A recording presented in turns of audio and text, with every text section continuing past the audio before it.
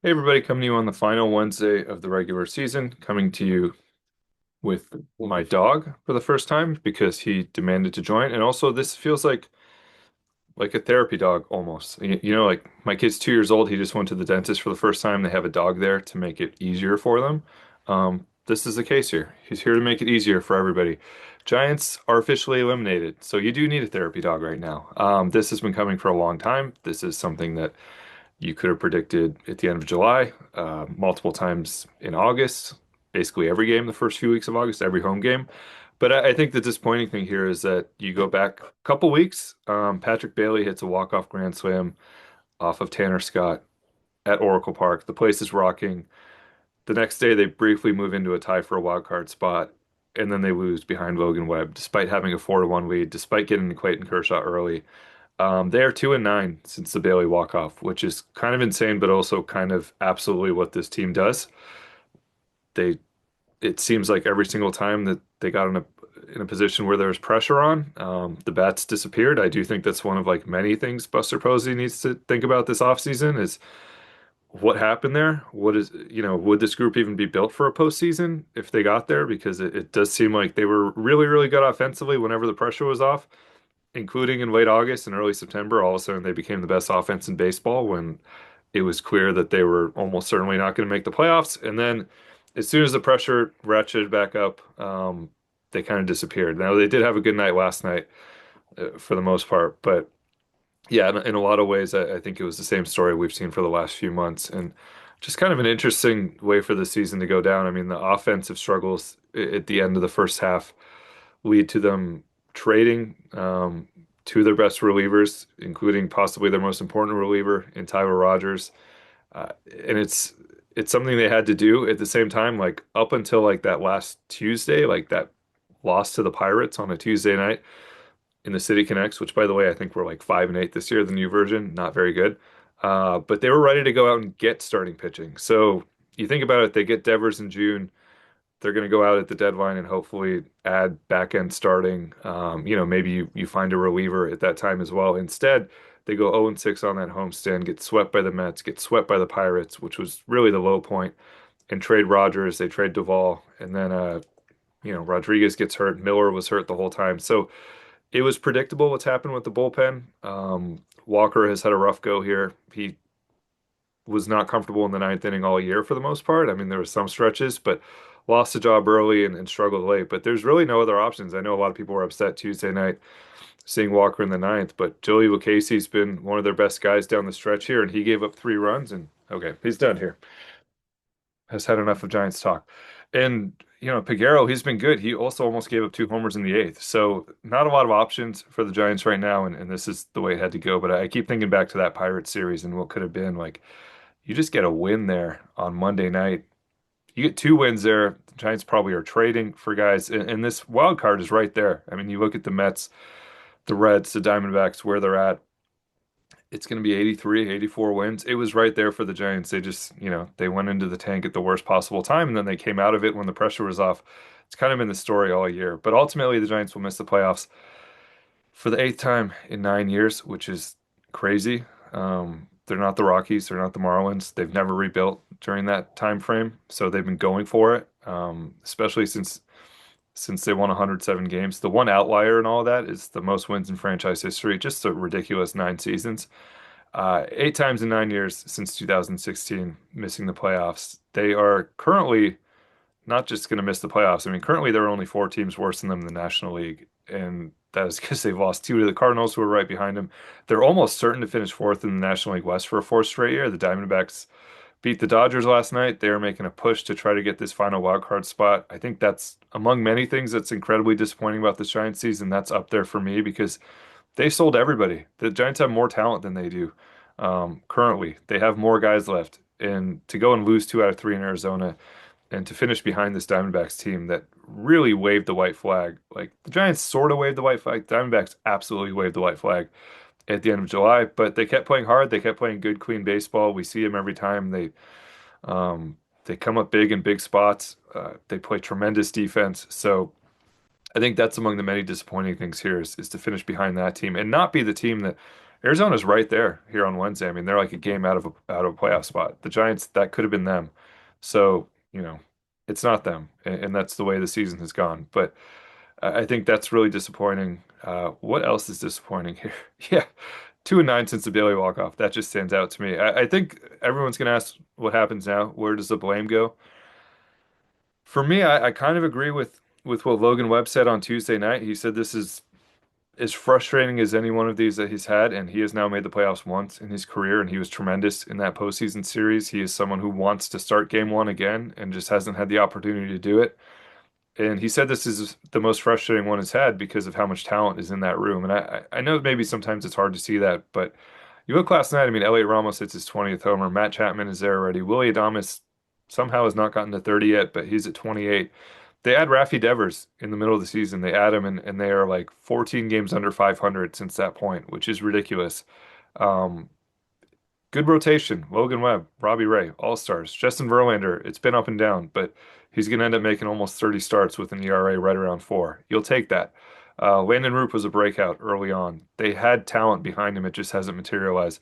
The bullpen was the best in baseball for a few months. Again, some things haven't materialized there. So there is a lot of talent in that room, and that is part of the disappointing thing here. Who does this all fall on? Every question I get, every mailbag question we get for Giants Talk, which will be out Thursday, by the way, just breaking all this down.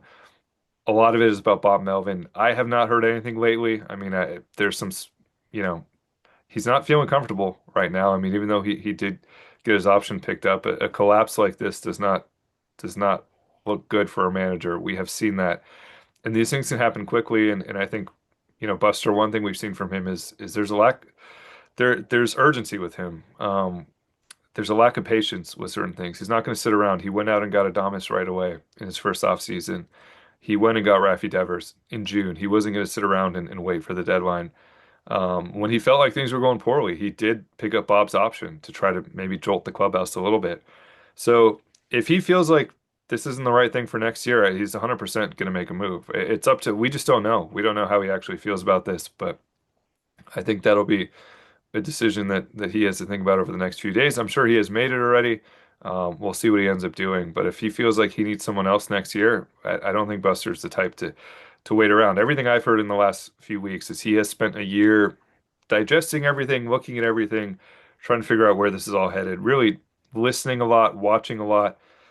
It stands out to me how often he's in the dugout before games, just kind of watching everything, talking to people.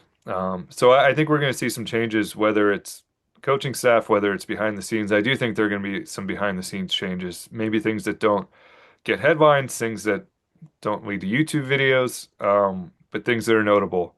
Um, and I'll talk more about that next week as some of this gets done. But it does seem like there's some things behind the scenes that they've identified as like, yeah, we're kind of lacking here, and probably need to take that more seriously. So again, not like the biggest thing, manager certainly would be coaching staff. I wouldn't be surprised if there's changes on the coaching staff no matter what happens with Bob Melvin.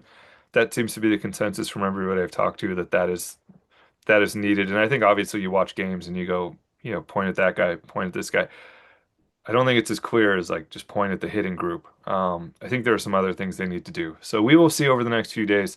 Four games left in the season, 5 days left in the season. Usually these things happen that final weekend, and Buster will talk to the media next Monday or Tuesday and go over all of that.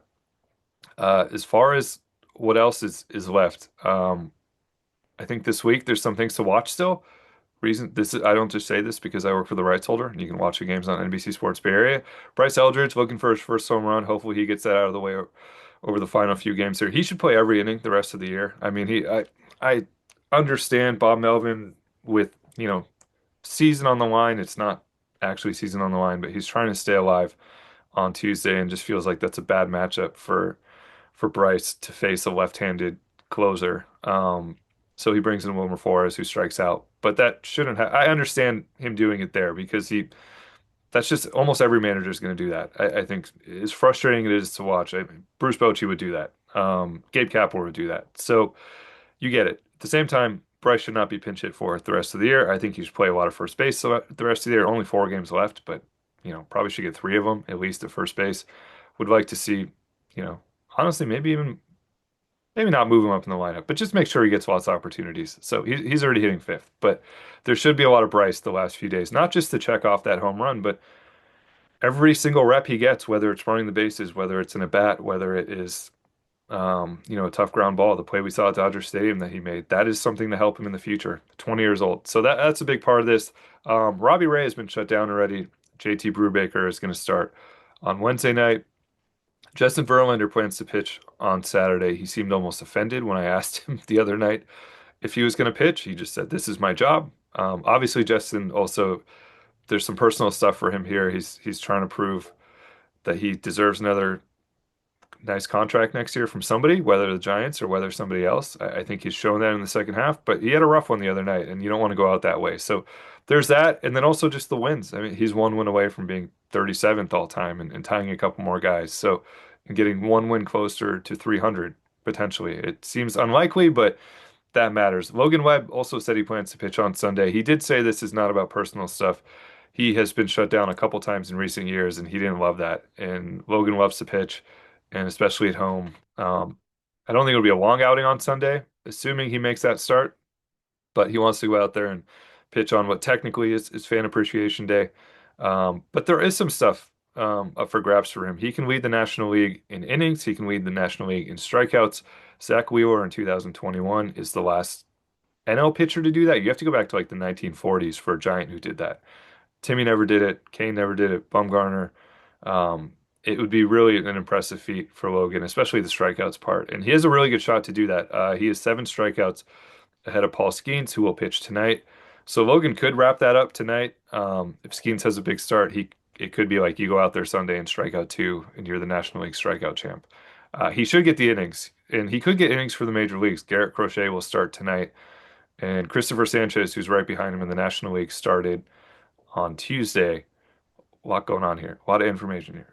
So he's right behind Logan, who reached 200 for a third consecutive season on Wednesday night. So we'll see. I mean, both those guys are likely headed for the postseason, and Sanchez, they're going to get a first round bye most likely, so he might need to pitch on Sunday just as a little warm up. So he might get some innings out there. So Logan might need to go out there for a few innings on Sunday if he wants the innings title and the strikeout title. And I've covered his entire career, and I think he wants them. So he would admit it. He will admit it on Sunday, I think, if he pitches that those things are important to him. And look, it's good for him to go out there that last day and pitch in front of the home fans. So we'll see what happens there. One other thing to watch: Jesus Rodriguez is here. He was the centerpiece of the Camilo Doval trade. He is a catcher. He is learning. He's not learning how to catch. He has caught in the minor league level, but has not caught a whole lot.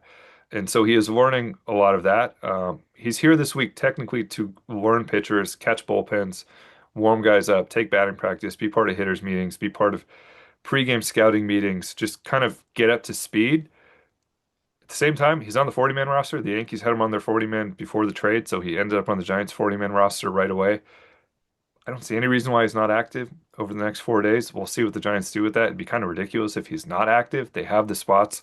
So would love to see him get a start. I mean, this is someone who hit 322 after the trade in AAA. He has hit 300 everywhere he's been in the minor leagues, hit 309 in the minors overall with the Yankees and the Giants. And that is why they wanted him. Buster really, really wanted him. He is a contact guy. He is something this lineup doesn't have a whole lot of.